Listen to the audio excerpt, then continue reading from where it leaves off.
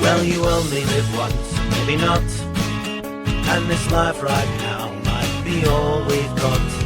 So let's contemplate the hereafter while we speculate with some laughter about this grim thing that happens to us all after that final curtain call.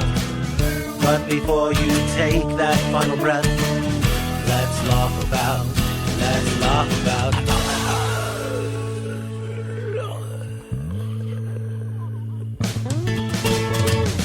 Welcome to Let's Laugh About Death, the dramedy podcast that celebrates life while contemplating the inevitable. I'm your host, Tim Rooney, and I've had a lot of weird feelings lately. It's something that occurred to me today. I'm trying to build this thing that's going to hopefully turn into another thing that will give me the opportunity to do another thing. Basically business stuff. But, I'm sitting there and I'm getting all worried and I'm getting all beating myself uppy and all that kind of stuff. And I sit there and I go, why am I so worried about doing this crap? Why am I so afraid of just failure or success or whatever? If I'm not afraid of dying, why the hell would I be afraid of that shit? That shit's trivial. So, it's something that I really have to struggle with from time to time, and I'm sure everybody else struggles with it. And it's just one of those things where it's like, I wish we could just have an answer. I wish we could just be told, you do this, and it's going to work out fine. It's kind of like an end game. Not to be a spoiler here, but you know what? Yeah, this movie's been out long enough. Everybody should know what happens. So, the end of Infinity War, where Doctor Strange sits there and does that whole, wig out type of like dance thing, and then he comes back and says, there's one way that it's going to work, and 14 million or whatever that are not going to work, kind of thing. And you basically find out in Endgame that was the one that's working. I wish someone could tell me that one. I wish someone could say, you do this, you do this, you do this, and you'll be good.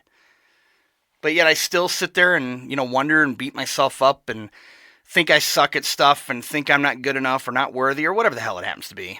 I don't know. I guess it's just one of those things that everybody has to fight with from time to time. And I've been doing my yeah. I got swallowed a bug. There's little spiders in the office here. Anyway, yeah, it's one of those things that people just struggle with from time to time. So, anyway, my guest today is someone that I went to high school with, and she was very cool. We used to hang out in the art room. There was like a main part of the art room, and then there was like the back area of the art room where there was like, a bunch of closets and stuff, and then there was a little cubby room behind there. We talk about it, in fact, a little bit in the episode. And it's almost like it was the Breakfast Club back there or something. We weren't quite the rejects, but we were just kind of like I guess you could say the misfits. I wasn't necessarily, one of those kids who was like targeted, but I was definitely not one of the cool kids. So I was kind of one of the misfits. So, and that's honestly where I like to be. Why should you fit into anything? Why should you be pegged into some kind of stereotype or whatever? Be that kid who kind of stands out, be that person who stands out. You can definitely tell that by looking at me. I don't fit into any kind of genre, if you will.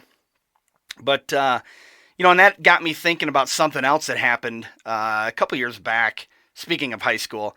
There was someone that was at the high school reunion who I really didn't care for in high school. And not that I was, picked on by him. He did do a couple things that were kind of dickish, but, I sit there and I went to the reunion and I'm like, I'm just going to go say hi to this guy. I'm going to go shake his hands and I'm going to just forget all this crap. I mean, not like I dwelled on it forever, but, it's one of those things that most of us have that person in our lives. And this guy wasn't that person. He didn't register that much on my radar either. But most of us have someone or something in our lives that we just dwell on. And I had this realization recently, and I wrote this down, and it says, don't dwell. Why let assholes take up any space in your mental inventory anymore? Guaranteed, you've never even been in their clearance bin. Think about that. Most people who've pissed you off, most people who have done you wrong, have probably long time forgotten. They don't even give a shit anymore, so why should you? Anyway, with that being said, my conversation here is with Jennifer Stone Sparks. I knew her as Jenny Stone back in high school, and it kind of goes all over the place. It's no real direction. We get into paranormal type stuff and different things that she's experienced, and it's just all over the board, and which is sometimes the best trait of a good conversation. Why have to force yourself on any certain things? So anyway, here's my conversation with Jenny Stone, and enjoy.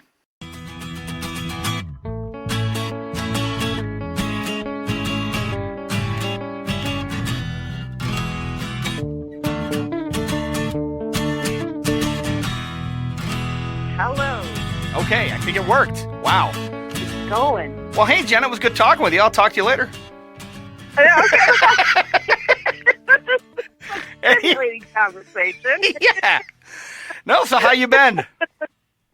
I've been good. How about you? Pretty good, except for this frickin' laptop giving me all kinds of frickin'... Well, yeah. For those of you listening... Is a wonderful thing. Yeah, it's supposed to make our lives, quote, easier. But, it's just a matter of learning the software. I'm still getting the hang of it. I use video editing software, and Chris uses audio editing software. So this is up his alley, and it's a little bit different, and it's just kind of, it's GM Ford. You know what I mean? It's close, but not quite the same. So, you noticed the little reference there? The Michigan reference, the hometown Saginaw reference? Yeah. Oh, yeah. See? I got it.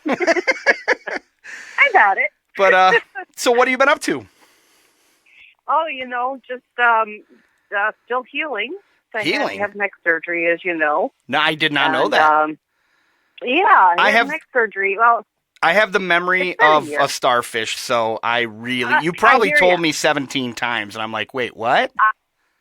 I had pictures on Facebook with me with a neck brace on and everything. You know what? I think I did see those now that you mention it. Yeah. So, you know what? Give me a backstory on that. Well, first of all, you know what? I know you, but tell the people listening who you are, what you do.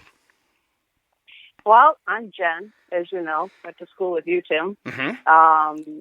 And really, I'm just right now a wife and a mom, and I'm not working right now because I had a work injury. So I am not working, haven't worked since 2016. Wow. And I'm very bored. Very bored. Do a podcast. Yeah, exactly. Seriously. The other day I cooked my first calamari, so I completely, tore apart a squid with my son and his two friends. That's always fun. So now I'm doing a podcast with you. Why not? Let's just crack some more things off the list of things I'd love to do. Totally. But, no, I mean... And then I make... what I'm saying is do your own podcast. Record your own podcast. Find something that you like, squid killing, whatever. I know. I keep telling me and my sister always talk about it, having like a YouTube channel or something, because she has an idea that she's been pitching for a long time, and I keep trying to urge her to do it. So then just do it. Just start it. I know. And Tim, the thing is that I was going to tell you, I admire you so much because you put your mind to something and you're doing it. I have a million ideas rolling around my head. Well, I have a million ideas, and I won't do it. Let me put it this way: I've got 1,099,999 haven't been done. So yes, but you have the ideas and you're doing them. I think it's fantastic. Well, I appreciate that. I mean, it's though. I took a course, and I won't say the name or anything like that because I don't have the rights, or whatever for legality reasons. Right. But I took a course a couple years ago, and it really kind of changed my mindset. It kind of changed my whole idea of doing things. And the thing that got me wanting to do this is, I don't know if you usually comment on some of my Facebook stuff once in a while, but I had a lot of people die that were close to me last year. And it kind of got me thinking, maybe I should do something about this. And the best kind of, healing is laughter. And, I decided to just go ahead and go for it. Because I was originally going to do a different podcast. And I just didn't, my heart wasn't in it. And I'm like, I've always been fascinated with death, so I'm going to do something about death. And then with all that happening, I'm like, it felt right. It felt normal, and so. It kind of, in a morbid way, kind of pushed you towards that, if you think about it. I mean. Oh, yeah. After all those deaths happening in your life, you're like, hey, is this kind of a sign that I should maybe be doing this then? I mean, like I said, it's morbid to think that way, of course. But, no. It does get you thinking. Absolutely. Well, and everything happens, in and out of your life that, I think, I'm not going to say that everything happens for a reason, but I think there's some truth to that because, I've talked on different episodes of how there are, I think there's like a multiverse. I think that everything is kind of happening all at once anyway. And so in some regards, it is happening for a reason, just maybe at different times than we expect. And maybe it's not so much that their deaths caused me to do this podcast, but maybe their deaths was that final little push that I needed to do it, Right. So, right. and again, right. it's all I speculative. Agree. But no, and the reason why I bring all that up is it's not to be all like, hey, I'm making a podcast, blah, blah, blah. It's more like I'm doing it because one of the things I learned in the course is it's not about me. I'm doing this because I want to be able to hopefully help people. I've had a couple of people reach out and say, I lost my mother recently, and it really helped me cope with, just the concepts of what if and what else is out there.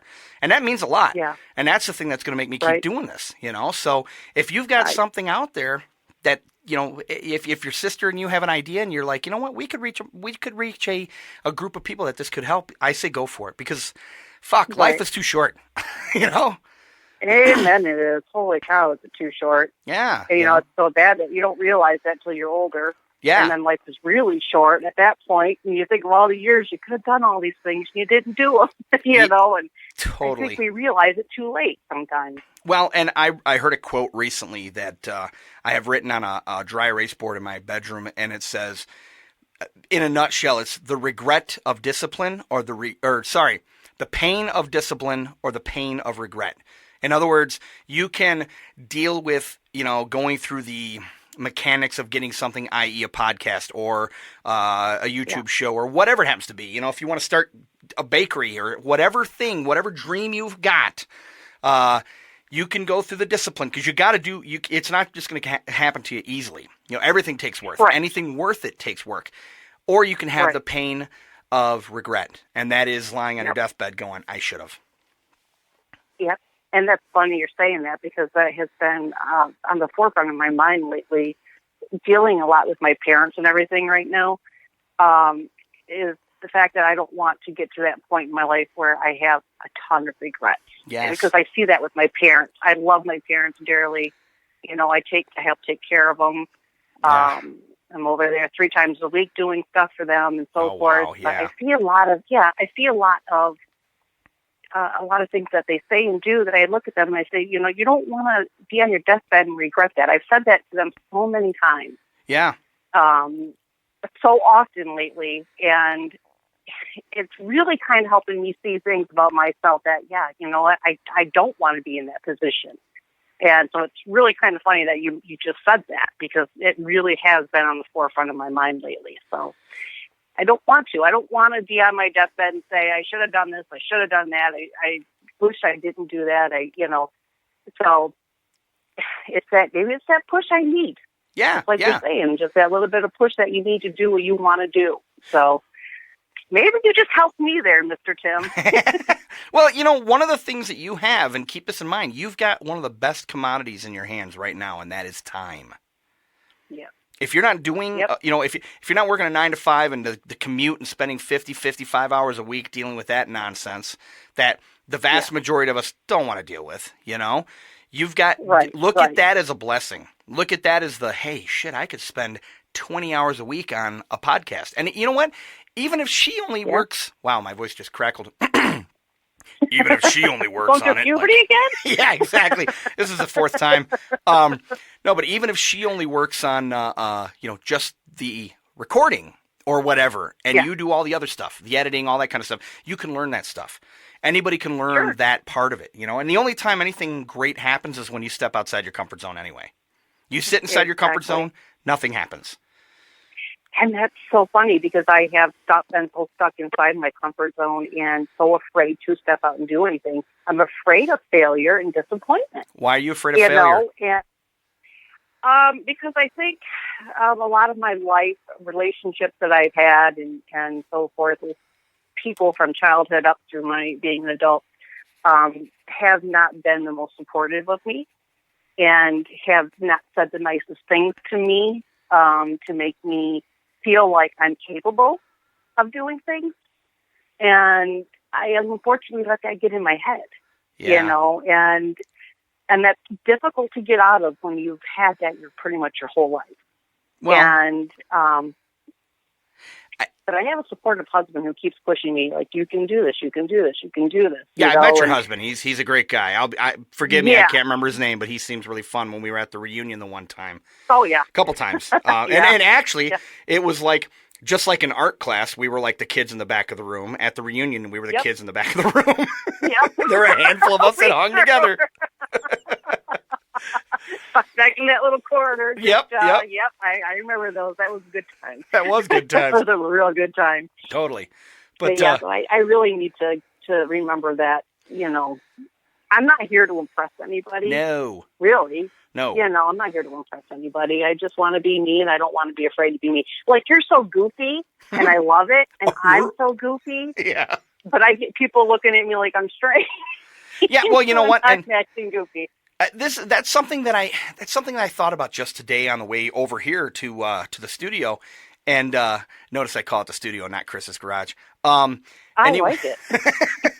Anyway, on the way to the studio here, I'm sitting there thinking, and so many people. It occurred to me today. I think I realize why you see the guys who are in the kind of like the douche mobiles and all that, revving their engine and having a gun it and everything. And it's like, you know what? This is no different from a couple, turkeys fluffing up their feathers trying to get the attention of, and it's like, you know what? Don't have people get your attention or don't get people's attention by your toys or your stuff or your house. Get attention. Make them pay attention to you for you. Yeah. And it's like, that. it's but it's true. It's like the people who are buying the toys and all that, and sure, it makes them happy, but for how long? And it's like, it's the notice me bug that people have, but there's two strands of that notice me bug. There's that notice me for my stuff, and there's that notice me for me. Notice me for my talents. Yeah. Yeah. And, pursue that stuff. Maybe you could do like a YouTube channel on drawing. I've seen some of your drawings. You could teach people that. Mm-hmm. I mean. Yeah, and seeing that the things I've thought about. I mean, I do the jewelry making now. That's my main thing I'm doing now. And I love to do it. Nice. And, it's so funny because the moment anybody wants to buy one of my pieces, I feel like, I don't know what it is. I tighten up and I'm like, okay. Well, is it the money side? Do you not want to charge people money? Because I know that's one of the things that people have a hard time with. I have a hard time with that. That's a hard time. Yes, that is hard for me because I don't want to be too expensive, but also, I have to take into account the time I put into it, the materials and everything like that. Yes. And really, it's a self-confidence thing. That's what it is. It's a self-confidence thing, and I know it's good. I can look at it and say, yeah, this is really great. I love this. And when somebody else takes an interest in it, I love that. But the moment it say I want to buy this, it's like, well, okay, wait a minute. Well, but you know what? There's a thing. Maybe you're going after the wrong market. Because think about this. Yeah. There's this place in Bay City that's this art studio, and I was talking to, I think he was a professor out at Saginaw Valley at the time, but my wife and I stopped in there one day just to check it out. And, and this is in Bay City, mind you, so you're not going to be able to demand the prices that you could in a bigger city. But he had this student of his who had this painting, and she had $75 listed on it. And he said, well, you know what, maybe go home, tweak it a little bit, but raise the price. And she came back, and, no one even looked at it when it was $75. She came back, didn't change a thing, added a zero on it, and it sold like in an hour. Wow. $750 because now it must be worth something. Yeah. You see what I'm saying? Yeah. I mean, yes, art is in the eye of the beholder, but and this goes for everybody out there. If you've got, I'm not saying gouge people on prices, but don't undersell yourself. Right. So many people are so willing to go, well, no one's going to spend more than $25 on a bracelet. Well, how the fuck long did you work on it? If you spent 4 hours on it, and it should be at least $80. Yeah, that's $20 an hour. And it's like that should be the low end, and because it's you got to look at it that way. Not to mention materials, not to mention all the other stuff. Now, if you're able to crank these things out in 15 minutes, sure, charge $20 for it. Sure. But yeah, and there's some of them that I can do that for. So I mean, yeah, but Yeah. there are some that take 3 or 4 days. So yeah, 3 or 4 I days, totally that agree. thing should easily have another zero on it then. And Oh, you're not going to sell, but here's the thing is you start a website. God, this is now turning into some kind of like self-help podcast. I know. This is not let's laugh about death. This is how to make That's the money. direction we're supposed to But hell, these conversations go all over the place. If you've listened to them, you know that. So, That's what I love about it. but it's believe me, I've pursued all this kind of stuff, and and it's a case of build a Shopify store, whatever. And even if you don't sell a bunch, if you can do them and just have them out there, and if you sell 1 or 2, and it's just a case of if you can sell them for more, you don't have to sell as many. Right. Right. You're right. That's true. It's very true. It's very true. And in fact, one story that just blew my mind was this article I read of an artist who had a painting, and he had $4,000 on it. And the woman, this was like one of these high up mucky muck type, penthouse apartments in Long Island kind of thing. Right. And she was like, she goes to cut him a check, and she writes a check for $40,000. And he goes, oh, no, it's only $4,000. And she goes, well, if it's only $4,000, it must be crap. And she tore it up. Ah. And so she's thinking, $40,000, that's reasonable. $4,000, that's garbage. So price your I'll art. take anybody who wants to give me $40,000. Yeah, right.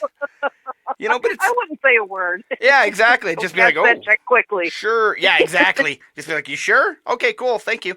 But it's just a case of don't undersell yourself. Right.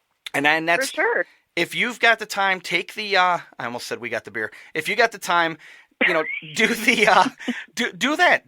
You owe it to yourself. Sure, I do. Before you run out of You're time. Right. So you're absolutely right. Okay, next caller. Well, Dr. Tim. Yeah. Dr. Tim. Let's see. Next caller, we have somebody who's got penile dysfunction. Yeah, really. Yeah. So the other day I walked into a wall. I didn't really know that I shouldn't do that with a hard on, but it was on a dare. No, so. But so. Oh my gosh, you share my sense of humor. I love it. Okay. That's why I wanted you on. So, but okay, let's get on a serious note now. So, yeah. What I put an invite out there of people saying, hey, if you've got an interesting story or interesting theory or anything like that about death, hit me up. Let's talk about it. What is there something that you wanted to share? That's something that an experience that you had or something along those lines. Oh, Jim, I've had so many experiences. Really? Different ways. First and foremost, as far as what do I think happens when we die, one of your guests that you had said that it's different for everybody, and I totally agree with that. I completely agree. And that's something I never thought about until she said that, and I'm like, oh my God, yes. Because everybody's life is different, so why would their death be the same? Well, when I heard her say that, I'm like, that's it. That was the words I needed to put to what I had thought, all along, because there are so many different types of experience people have. Like I know they see the white light for people with near-death experiences. They see a white light, or they see complete blackness. But then you think, what about the people that are spirits that are still roaming around this earth? Absolutely, that are stuck. What happened with them? Yeah. Some had come back saying, yeah, I saw Jesus. I talked to Jesus, because there's so many different experiences people have had. Oh, yeah. But my thinking is that there is no one direct way that we all go. There is no one direct experience. And I believe that everybody's experience is their own. True. And nobody's going to share exactly what they go through. Yeah. But we really won't know until we do pass over exactly what that is like. Yeah. And that's the irony of life. Whether that, I don't know if it's the irony, if that's the right term. I always hear, no, that's a coincidence. No, this would be the irony. Is if you are, you don't find out what happens when you die until you die. You could search your whole life. You don't have the answer. And it's kind of a sad joke. Oh, gosh, yes. You know? I mean, we all fear the unknown. Oh, of course. Whether we want to admit it or not. To some degree or another. And not knowing. Yeah. And not knowing what happens when we die. That's, I used to be so afraid to die. Because, I mean, you know, as a kid, you see and hear all these different things that make you fearful of it. Oh, yeah. I'm not in that place anymore. It's like, well, when I die, I die. That's where I'm at now. There's nothing I can do about it. Well, and the comforting, the peace of mind that if you're okay with dying, at least admitting that, I can't avoid it. So why worry about it? Because it's Steve, Prozac. Yeah. He always had, there'd be times where I was a neurotic freak when we were working on the movies, and I'm like, well, what about this? What about this? He's like, well, worry about that when it comes up. And I never really could get that. And it's like, you know what? Because, and then it dawned on me recently where it's like, okay, if you're worried about, well, what happens when we get to New York? And it's like, well, yeah, but you might end up in Florida. You know what I mean? Right. Why worry about that when you could end up in a whole different place? Or why worry about the car repairs because you might win the lottery? Who knows? I mean, life could change on you in a dime. So it's like, why worry about that until it is an issue? And so exactly. Yeah. So death is only an issue when you're facing dying. It. Yeah. Well, if you fear dying, then living is not much fun. Exactly. Really. Exactly. And so I mean, there's no sense in putting yourself through that. I mean, I love my sister dearly, but she is so afraid of getting old.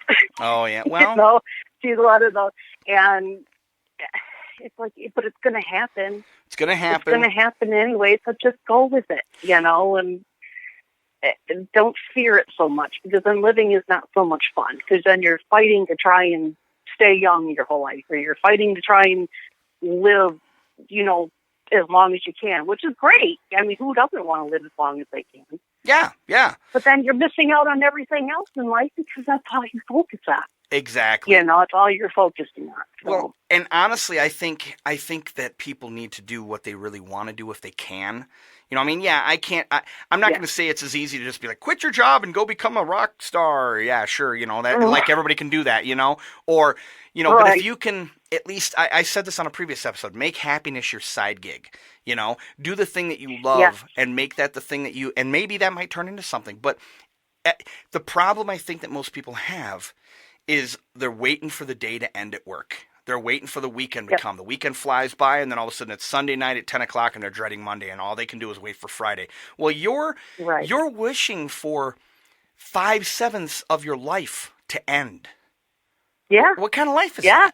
Exactly. And I'm stuck in a day job like that I'm not a real huge fan of, and it's like I sit there going, oh, when will the day end? And it's like, geez, I'm sitting there waiting for my life to end.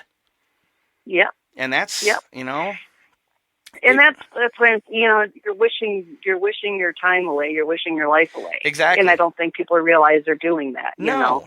And people don't think about the fact that they put in 40 years, and it's like, wow, but I could put in 40 years, and then I can retire, and I can go, blah. Okay, fine. What if you can't? What if you die? What if in that 40 years you're working at a job, and all of a sudden you have a heart attack, or you retire at 65, and at 66 you're dead. Right. And that's and I'm not trying to advocate for everybody to just walk out of their job, although that would be funny. Boy, I wish we could. I know. I'd make my husband walk out of his job so I can have some time with him. All of a sudden, I'm on like like Fox News, and they're like, conspiracy. Unknown podcaster causes worldwide strike. But there you go. Yeah. But, I'll hide from all of that. Yeah. Yeah, it's just I think people are too busy wanting their life to be over with, and so it gets back to what we were talking earlier. Just start going for it. And the only way you're going to learn is through failure. And if you screw it up, you just pick up and keep going. So. That's right. That's right. Yeah, it's absolutely true. I mean, failure, we have all kinds of failure, from little things to big things, but we keep going. You got it. You still wake up the next morning, and God willing, you still wake up the next morning. So you might as well just keep trying. And sometimes you don't. You got to keep that in mind too. So every night every morning you should, be at least a little bit grateful that, wow, I'm still here. So, Yeah. And this podcast is called Let's Laugh About Death, but it also celebrates life. So that's what we're doing. We're celebrating life. Sure. Right now, so You can't have death unless you have life, right? Totally. I mean, you have to have lived.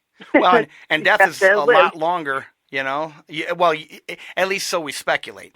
You're going to be dead a lot longer than you're going to be alive. Unless, of course, we are eternal, and therefore it's just going to be a cyclical thing, and, who knows? But again, we won't know. Well, and that's what brings me to when we talk about energy and such. I mean, that's what we all are. It's energy. We're energy. So in that regard, we are eternal.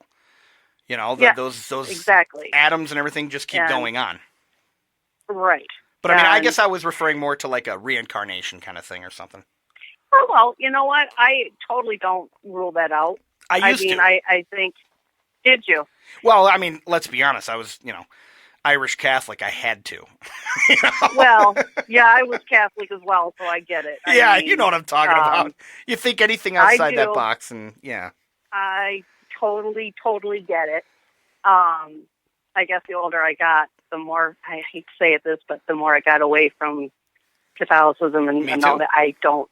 Yeah, I mean, I consider myself a Christian, That only is because of years and years of searching and having some extremely bad circumstances fall in my lap that I caused myself. Well, that I tried to find what was bigger than me out there. Yeah. And, I was a pretty severe alcoholic. Oh, wow. And, not ashamed to say I had 2 DUIs. Okay. Almost went to jail. Wow. And, so, I mean, it was a question that I just remember when I got pulled over that second time, the cop started walking up to my car, and I literally said out loud, "Thank you, God," because I couldn't go on like this anymore. And I knew I couldn't. Damn. And I knew that circumstance, as horrible as it was the first step to me no longer being caught in that vicious cycle. It was a Godsmack. It was a Godsmack. Yeah. It was. Tim, I was in the courthouse in front of the judge who didn't believe a word I said and had the bailiff handcuff me. Wow. I was getting ready to go to jail, and that man got up to leave the courtroom and then turned around and looked at me and asked me, "If I let you go, can you stay out of trouble?" And I said, "Yes, sir, I can." And he said, "Uncuff her." Holy shit. He was ready to walk out of the courtroom.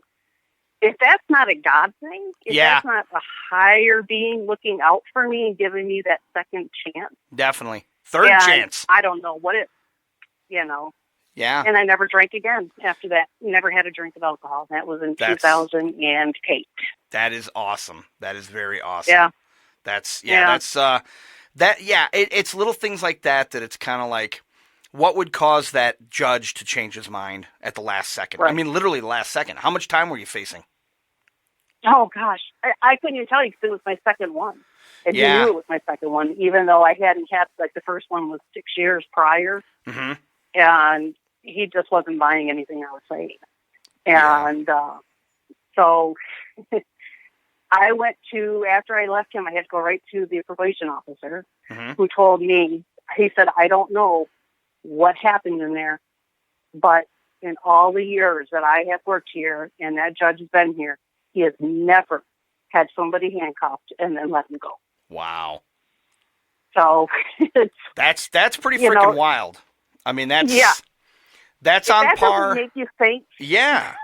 That doesn't make you think that something had to be on my side at that moment. Definitely. That's what really made me search out and start looking for answers and really kind of develop a relationship with God. Let's just say that. Yeah, no, that's totally fine. I don't personally, and it's not that I don't believe in God. I believe in something bigger. I cannot deny that there's something bigger out there. Whether that is, and I don't mean to, because you're specifically saying God, but I mean, for all we know, we're in a program. We're in we're being reincarnated. Who knows what? But even if it's if it's a science experiment, that's still God in that context. But I say God because that is what most people know. Exactly. And lately I can say higher power. Yes. You know, Well, and some would say the force universe. behind us all. Yes. Yes. You know, So, I and, mean, and it's just that there's something intelligent that's bigger than us. totally, 100%. Yeah, So I I say 100% God agree because with. yeah, It's that would be easier what to. I would say is God. You got it. That yeah. No, and yeah, to me in a lot of regards, God and the universe are one and the same. Sure. You yeah. know, and Totally agree. there is also a lot of speculation that we are all part of God, being the universe, being the energy, being the star stuff, being all that kind of stuff. And Right. but I do think that there is a higher power that's kind of like the thing that talking with a recent guest, you know, this whole like roulette wheel of things that can happen. You know, it's like there's somebody spinning that wheel. You know, and that you just happen to get on a lucky break right there, and it was something bigger. I mean, a lot of people think of a miracle as being, you know, oh wow, like my wife, she flipped off of I-75 going, you know, 75 miles an hour. Someone cut her off. She flipped off into the ditch upside down, walked out without a scratch. Oh my gosh. Without a scratch. Wow. People, but the reason why I bring that up is people go, well, that's a miracle. That she's lucky. That's, you know, whatever. But what you had was the same kind of thing. Your life could have been ruined in a different way. Right. You know, she could have ended up crippled. She could have ended up, you know, brain dead or dead, but she didn't. You could have ended up having 10 years in prison. You could have ended up going down a much darker road. You could have ended up getting to the point where, you know, your marriage was wrecked. Your kids don't talk to you, whatever. Yep. And so that's a miracle too. And you know, Jim, it's very strange because my oldest son is atheist. Okay. So we have this in the household, you know, this kind of going back and forth. But I think now, after a few years of really I mean, we did bump heads. I won't lie. You know, he wanted to get his point across. I wanted to get my point across. We were not meeting in the middle. But now there's a mutual respect. There's a mutual respect for what I believe, and there is for what he believes. I think about he's very scientifically minded. I mean, he just graduated with computer science. Well, a lot of scientists are atheists, or at least agnostic. Exactly. You know? Yeah. And I just kind of give him little hints, like, you know, Brendan, if it wasn't for my belief in what I believe in, I wouldn't be the mom I can be now. Yeah. Because I was going down the wrong path. If it wasn't for that, we would be having a whole different life. Absolutely. It would not be the way it is now. So I think he's starting to respect a little more about where I'm coming from. And I hope maybe I'm kind of getting him to think a little differently. Not saying he's wrong, Tim, don't get me wrong. Okay? But I would rather live my life believing that there is a God, die and find out there's not, than to live my life not believing and die to find out that there is. And find out, oops. Because, yeah. I mean, could you imagine? Yeah. If well, you get there and you're like, you know. Yeah. But you know what? I think we were given the free will. You know, a lot of people think we're given the free will to just obey and follow. But I think a lot of it also comes down to your actions. You know, if you're, for sure. You know, and I know people who are very, very religious type, you know, I'll call them Bible thumpers, so to speak, who, well, you've got to be 100% faithful and you know, the killer on death row, as long as he changes his ways and believes, he's able to go to heaven. But the atheist who, you know, gave all this time to the poor and built houses for the poor, sorry, he's fucked. You know, that's one thing I don't believe in. So I think there's a lot of gray area. I agree. There, you know, I agree. Though I'm not your typical. You know, Christians get a bad name. They do. Because let's be honest, a lot of your. That's the thing I think where your son is probably coming from is one of the problems with religion and religious beliefs is one side thinks they're right. Right. And you get wars, exactly. and you get things like this West, what is it, the West whatever Baptist that's always protesting at soldiers' funerals and gay marriages, all that kind of stuff, you know, and it's like, you know, that's just, come on, you know, and I will respect anybody's beliefs as long as it doesn't impact me and doesn't impact, the way that Right. I'm living. If you are somebody who, even if you think that something that somebody else is doing is a sin, don't get in their face about it, because you know what? It's only going to make them do Exactly. it more, That's, the whole thing with, we're really getting off topic here. Yeah. Oh, by the way, We're- just so we can cover the topic, people die. Okay, let's get back to what we were talking about. People die. People die. And I have been visited by my loved ones that have died in dreams and everything, okay. which was something I was going to bring up. Let's bring that up. We got some time. Yeah. Let's get into that, because that's the kind of stuff that this is really about. I mean, we did talk Sure. about, though, Yep. we got on the subject of what you think, the afterlife, et cetera, et cetera. So we touched on it. Yeah. But again, this doesn't have to stay 100% on there. So it's a conversation. Right. After this, I we're going to talk appreciate that, about, because I like to talk about everything. totally. We're going to get into video games here in a second. But no, I'm kidding. Yeah, well, yeah, I know. I mean, I got some. We got a couple, like the Wii here and whatever that new The one is. Wii. I I got a don't know what they're Wii called. too. How old are got we the that Wii. we're like, Still yeah, play that thing. we're still rocking an Atari 2600, Actually, well, you know what? We have like 4 different kinds of units here. Nice. Well, you got kids that are into that. My kid just plays on his computer. That's all he really gets into. Seeing that, my 26-year-old, he's the one that lives here. My other 2 do not live with me, believe it or not. Oh, really? Okay. The younger ones, yeah, they don't live with me. My oldest does. He's just graduated college, so he's on his computer all the time. Yeah, well, he's a computer science But, major. Yeah, he's working on a website for a lawyer, right? So Nice. that's pretty cool. Good yeah, for him. Yeah, no, that's very cool. If he can start doing that and, start getting out there and separate himself from the rest of the crowd. If you want, I can give you some pointers and stuff. I'm working with a business consultant who we're helping small businesses to be able to stand out basically amongst the crowd. Oh. Yeah, so. Nice. Yeah, we'll talk more about that. Wow. Let me get more into that. Sure. I got to learn more steps about that. But in a few months or a few weeks even, hit me up and we'll talk more about it. So, but okay, That'd be awesome. now that I've plugged that. Okay. So. Wow. We're just running the gamut here this on is everything. like, I should call this like just ADD heaven, It's just, this is all over the place. Well, I am a sanguine personality, and if you're familiar with that, I'm the kind of person that will walk out of the store and not only forget where she parked, but what car she drove to the store. So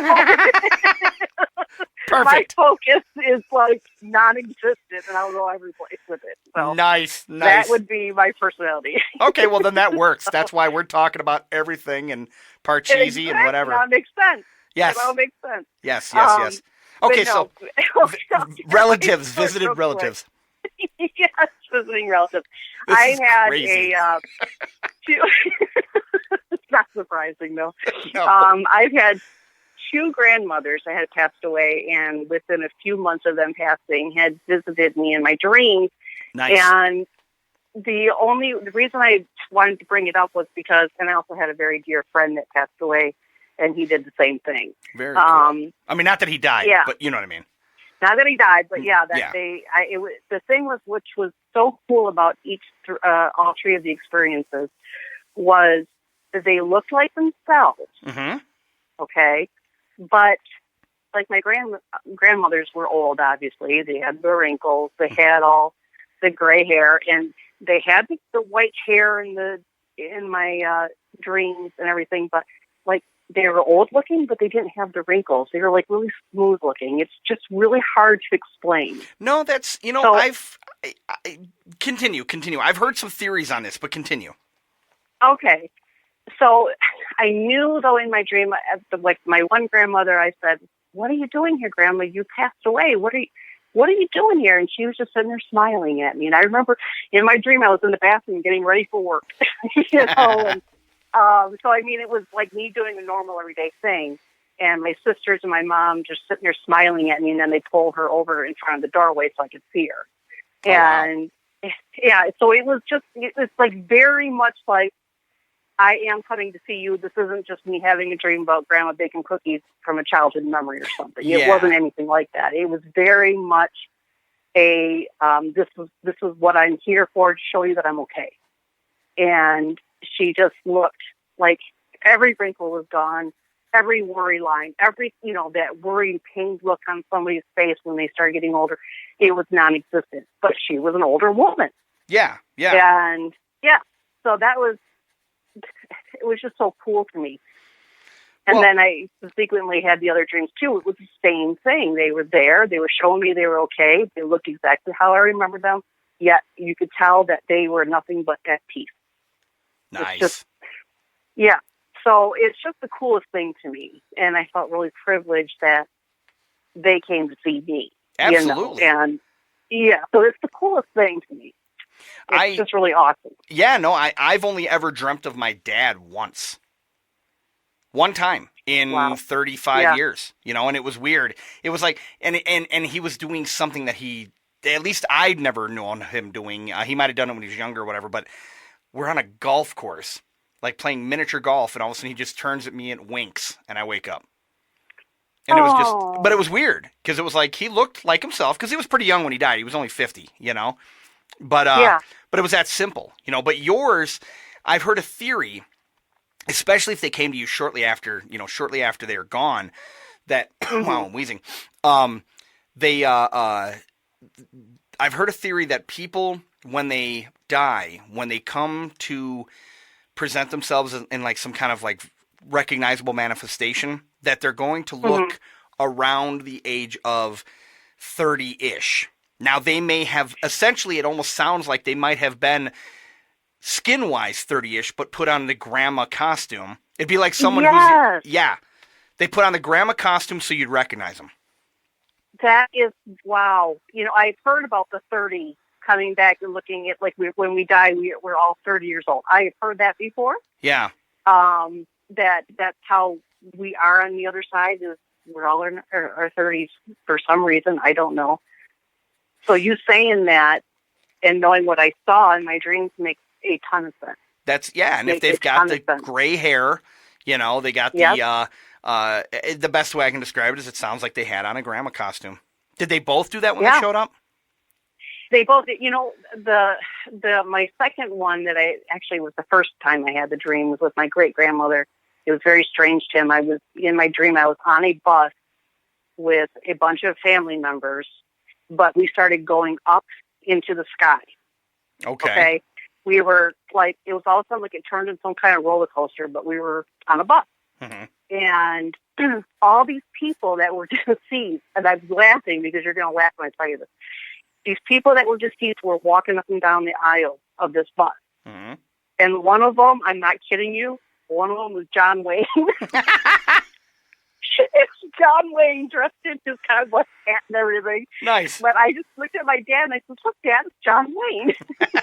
And then this woman walked by. She had on this polka dot dress. I remember it was like a big skirt dress. It was polka dot and big rimmed polka dot hat on. It was black and white. And I said, oh, look at this lady. And then she turned around. And when she turned around, it was my grandma. And she looked down at me and she says, it's me, honey. It's Grandma Mimi. And she had her dark hair because my grandma, she had gray hair, but she wore wigs all the time. Ah, gotcha. So she always had a dark-haired wig on. So she says, it's me, honey. It's Mimi. That's what she said. And she has a big grin.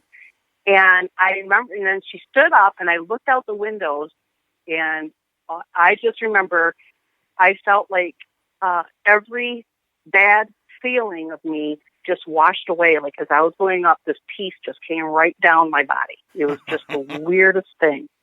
And I said, Grandma, I said, she died 2 weeks before my first wedding. And we had we had a picture of her up at the wedding, on the altar at the church. Mm-hmm. And we had flowers that we had her, corsage and everything. We had it sitting on the pew where she was going to sit. So I said, I missed you at my wedding. And she said, that's okay, honey. I look at all your pictures on your wall. I had just hung those pictures up the night before. I had that dream. Nice. Yeah. So I looked out the window of this bus, and out of the clouds were all these angels coming out. Nice. And coming towards the bus. And then I woke up. And I was so bummed that I woke up because I wanted to stay there. It was so peaceful. Oh, yeah. And I got up, went out in the living room, right to the wall with the pictures, and stood there. And I said, I'm standing here with you, Grandma, looking at the pictures. So, I mean, profound. It was profound.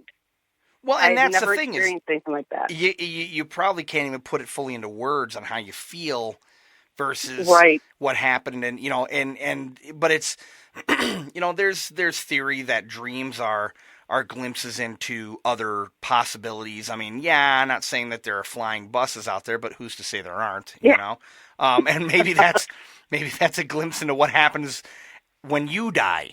You're going to ride on a big Yeah. bus up into the sky. Other people are going to go on a Maybe. flying Pegasus. Who knows, I honestly think I visited some realm of heaven. Yeah. I really honestly felt that way, because I said the way that this peace washed over me, Mm-hmm. I didn't have any pain, I didn't have any sorrow, I had none of that. Nice. And I just thought, I think I just went like on the outside rim of heaven, or just got in that little bit of space there for that few minutes to see my grandma, and then came back. That I would, to the day I die, I will say that's exactly what happened. There's no other explanation. And how are you? Who could argue it? And Right. some people would, Right. of course, give you the whole, well, the neurons in the brain, they fire in such a way where it's gonna blah blah blah blah blah. And it's like, yeah, but you know what though? It's kind of like, have you ever had that imagery before? No. Yeah. That's No. my point. If all of a sudden you imagined you were in Grandma's kitchen again and she's baking cookies for you, and all of a sudden she turns around and goes, "What'd you think of Forrest Gump?" It's like, okay, these are all things that come out of your memory, Right. But Right. if you never imagined that, you never thought of that before, that wasn't something that you dreamed of or you thought of as a kid or anything like that it was completely foreign to you. For all we know, it is a multi-dimension type of format of a way that heaven could exist for people. Yeah. I like I said, I've had a lot of things that I can write off as coincidence, or just kind of like, yeah, that's just my weird dreams. Like when I keep dreaming my husband's going to leave me, Well, and wake up mad at him. It's just a stupid dream, Yeah. 'cause I'll wake up pissed. yeah. You left me again. Like, oh Lord, poor guy. Yeah.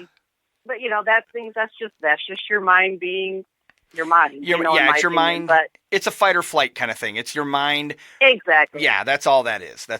But when you've got something that's very vivid, where you feel and you smell and you taste and you everything, and it's like you're in another realm, it's almost like the third eye opening up kind of thing. So Right.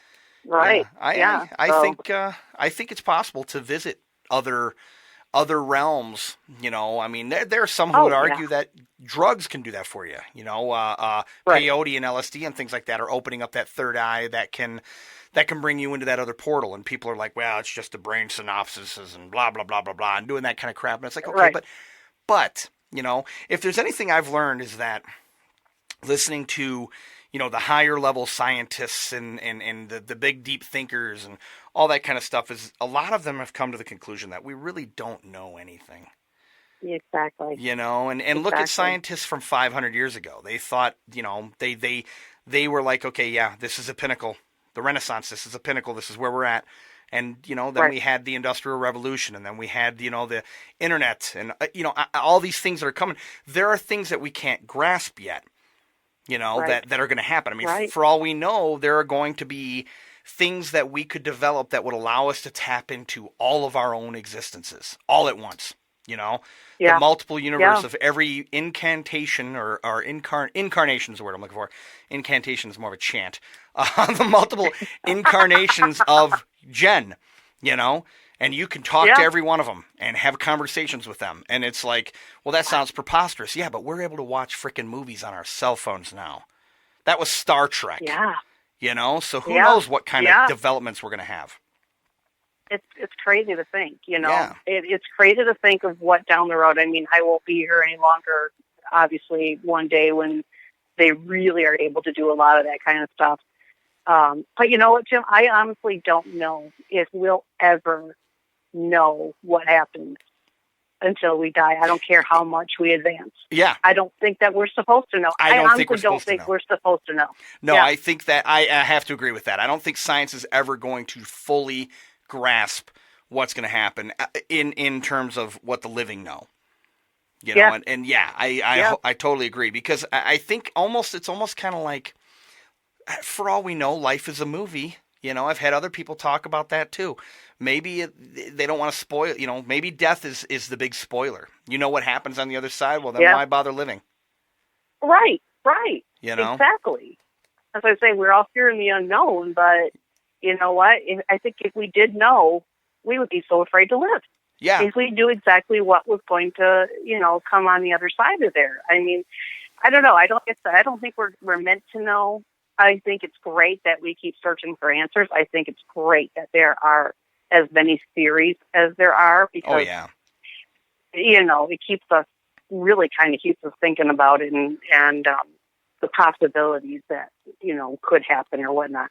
But absolutely. I don't think I'd really want to know. I don't want to know until I'm there. Yeah. You know, and it's funny because with my atheist son, he doesn't believe in ghosts or anything, which our house is haunted. Oh, well, why did we get into that? He tries to deny stuff. Shit, we should have gotten into that. Yeah, we could have. I had a whole lot of stuff. But I told him when I die, he's going to know ghosts are real because I am going to walk up the stairs behind him and pinch his ass all the way up. And he's going to know it's me, and he's going to say, well, shit, she was right all along. Yeah, that's... You know, I am. I'm going to come back and haunt his ass, I say. Do it, you know? And even... I am. Oh, that plan is put in place. Trust me. I'm doing it. Awesome. You know, that's... Yeah. I think, well, you know, with the stuff that we've touched on in our movies and that, some of the crazy stuff, but even just outside of the movies, just on a personal level, there have been, you know, so many things that I've seen that I can't deny that people are either coming to visit or people are stuck. Mm-hmm. You know, and in your case, you're haunting him just for a moment. You're going to pinch his ass, but there are people that do get stuck here. You know, and it's kind of scary to think that they don't know. And I got a theory that it happens when it's a violent type of death. You know. Oh, when all of a sudden they're like, wait, imprinted. Yeah, or well, that would almost be more of like a residual type of thing. But I'm talking where they die, they don't know that they're dead, they don't understand what's going on, and they get stuck. You know, or they're afraid to cross over or whatever, and it's unfortunate because I think a lot of the haunting type things. You know, not so much the one where you see the old woman looking out the window every night at 3 a.m. You know? But, I mean, honestly, after my dad died, I was talking to my sister about this the other day. He used to come, we had residual type stuff, imprints from him every day at the same time, or not every day, but it always happened at the same time where we would smell his pipe, and it would be we had a grandfather clock and a cuckoo clock, and he was obsessed with going and setting the clocks at a certain time every night. And if you stood by those clocks at that time, you would smell his pipe tobacco. That's amazing. That is amazing. And that's an imprint because it was a routine type of thing, you know. But there are people who get stuck, you know, and they just it's very sad. And that's one of the things we've tried on some of the episodes is to to try and help people at least realize, hey, you're stuck here. You need to move on, you know. So well, you know, and it's sad because me and my husband love to go to antique stores and. Yeah, we love antique stores, and we go to as many of them as we can when we go anywhere around Michigan, usually. And I am very keenly aware of energy. I've had that gift for years. Nice. And and I will be in an antique store. Like we were in Traverse City at this little one that was way back in a cornfield. I mean, it was just this out of the way little place. And I walked in, and I was fine when I walked in. I was completely fine. I come around the corner by these stairs. I go upstairs. And what happens for me is I hit this energy field that's like waves. So everything on the inside of me is just like waving up and down. Like I'm just on a boat being up and down on waves. It's just and it makes me nauseous. Oh, okay. And I have to step back. I said to my husband, I can't go over there right now. You know, and he's from time to time, it'll be so strong that he'll actually feel it. And so it's nice for me because I feel validated when I know he feels it too. Absolutely. Yeah. You know, so then I walked away and I went around the store a little bit and I came back by the stairs because we were going to go up the stairs and it was gone. So it moved off somewhere else. But I feel that so frequently in antique stores, and lighthouses is another one that I've had it happen to me in. And sometimes I just kind of like, well, nope, I'm not going over there. I have to stop and just kind of turn around and walk away. I had one me and my sister went into in Bay City. And we went in, and it just felt like all these spirits were just coming straight at me. And I said, Karen, sorry, gotta go. And I turned around, I walked right back out of the building. And I stayed out there while she shopped. I couldn't be in there. It was so bad. Well, and you know, maybe the reason why they're attracted to you is you're on a similar frequency. And it would be like, imagine if you were hanging out with 20 people in a room for, you know, what seems like ever. And all of a sudden, a 21st person comes in, or a 21st presence comes in. You're like, hey, hi, how are you? Who are you doing? You know, blah, blah, blah. They may be friendly. They may not be friendly. It might be a get the hell out of here. What are you doing here kind of reaction. But either way, you're feeling 20 presences coming at you, and you're like, whoa, I need to get out. Yep. Yeah, that makes sense. And I did. I had to get the hell out of there real quick. And that's the thing I said to me and my husband talk about it all the time. I said, I really honestly think that they know that I can sense them. Yeah, probably. And sometimes I will feel that feeling, that vibration, if you will, through a lot of parts of these stores. Sometimes it'll be there and then quickly go. Like, I don't want you to know I'm here. I'm going to get away from you. That's the way I think it Gotcha. is going. You know, I just want to hang out with my old pots and pans over here. Pretend I'm cooking. Would you just leave me be? Exactly. That's sometimes I think what maybe is going on. I believe that, you know, spirits and people can be attached to their items. I mean, that's totally not, you know, outlandish in any way, in my opinion. Not at all. I think that they can. Well, and you know. and the thing is that you hear about hauntings sometimes where there was a house there at one time, and they built the house up 3 feet above where it was before, and people will say they see, you know, a spirit walking around, and all they see is like from the waist up. It's like, well, because they're still on their, you know, building that was 3 foot lower, so it's they're on a different plane of existence. You know, I had heard a psychic say once that the heaven was only 4 feet above where we were. I've heard the same thing exactly. Have you heard it? Yeah. No, that I completely have heard that. But you know, and who's to say that you know, it's not a case of it's still 1875 for them, right? You know, and it's not. Who's to say that we're not their ghosts? Yes, that's exactly. What I often think. Am I their ghost? It's kind of like the movie The Others. Yes, exactly. Totally. How do we know that I'm not actually haunting somebody right now? And you know, that orb that I went seeing flying through here was somebody running away from me. Sure, yeah. You know what? Shit. You just gave me a wild concept. What if hauntings are nothing more than just people who are still alive just 100 years ago? Bumping into each other, and we're haunting someone from 100 years from now, and they're haunting someone from 100 years from there. You know, I mean, it could be that. It's still spirits. It's still in a different realm, but maybe in their mind, they're not dead. And maybe they really aren't dead, but we are telling them, maybe hey, we're dead, Tim, and we don't know it. And we don't know it, I mean, this is the whole... What if we're dead? Totally. And we don't know it. And that's what I love that's the reason I did this podcast, is it's one big giant what if. What if? Well, what if this? Well, what if that? And that's what I love about it, is because, again, coming back to what you said, is we don't know. We don't know. You know? We don't know. That's awesome. That's awesome. So... Yeah. Well, I think that's a good place to wrap it up at this point. I definitely want to hear more about your you know, haunted house at some point here. You know, maybe we could set up another call here in the future. You know, we'll talk about all kinds of things, you know, raviolis and things like that. And for 15 minutes, we'll talk about your hauntings. So right, I like it. I like it. Well, cool. This is very fun. I love when the conversations are just very energetic and go everywhere and nowhere, and then they end up somewhere. Oh yeah. You know, so all in 1 hour. I love it.